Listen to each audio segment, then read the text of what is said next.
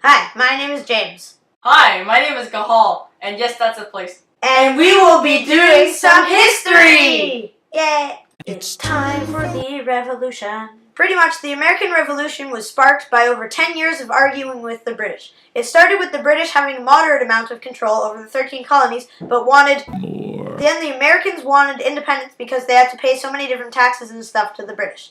Then they had a nice time fighting, but then the British surrendered in Yorktown in Virginia.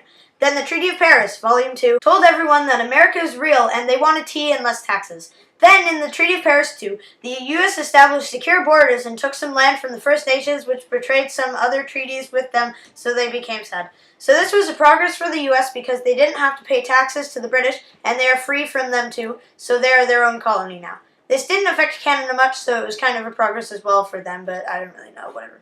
And scene. The Constitutional Act. The Constitutional Act was passed by the British government in 1791, and it divided the province of Quebec into two parts, Upper and Lower Canada. They chose the Ottawa River be the border of Upper and Lower Canada. They also introduced their own legislative assemblies. London also introduced a Governor-General who had absolute authority, and not only controlled Upper and Lower Canada, he also controlled the other colonies, like New Brunswick. He also had all the decision and can use his veto power to change all the laws that were made by the legislative assemblies. It also gave lots more people to vote, like women, Aboriginals, Jews, and Catholics. And scene. The Loyalists migrated to Canada, mostly in Nova Scotia, Cape Breton, New Brunswick, and St. John's Island, which is now PEI. The Loyalists were the people in America that supported the British in the American Revolution. A good part of the population of the Loyalists consist of minority groups, like Quakers, who are against all kinds of war and violence. Some of them were also black soldiers that fought for the British in the war. The Loyalists also settled in the east of Montreal in Quebec. The towns they settled in, even though in a French area, have English names like Drummondville and Granby. These were called the Eastern Townships. Tens of thousands migrated to North America, influencing culture and politics and boosting population in what is now Canada. And scene. It's time for the War of 1812. France and Britain were at war in 1808. The U.S. did not want to be allies with either country. Britain then went into war with the U.S. British officers then raided American ships to look for British sailors that worked in the British Navy. It was called imprisonment.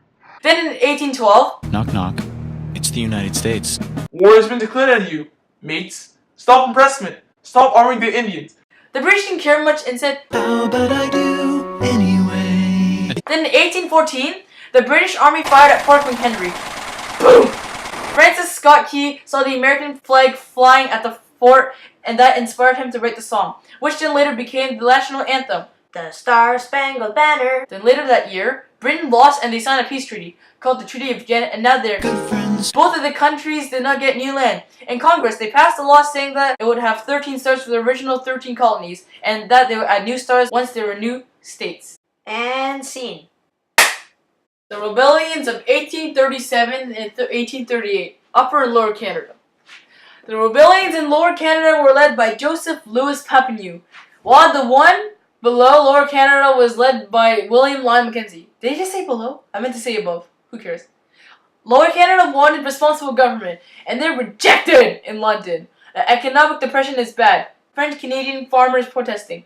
Upper Canada rebellers wanted them to declare a colony republic. They had 1,000 people, and most of them were farmers that had American origin. They stayed at Montgomery Tavern on Yonge Street in Toronto for 4 nights. And scene. The Union Act, 1840. After the rebellions that happened in 1836 and 1838 in Upper Canada, the British government sent Lord Durham to see the political situation in the British North colonies. He recommended that Upper and Lower Canada merge together and become a single province. It later happened, and it became United Canada. Oh, and did it mention that it was not united before? There were Western Canada and Eastern Canada. The Union Act was approved and came into effect on July 23, 1840 by Queen Victoria.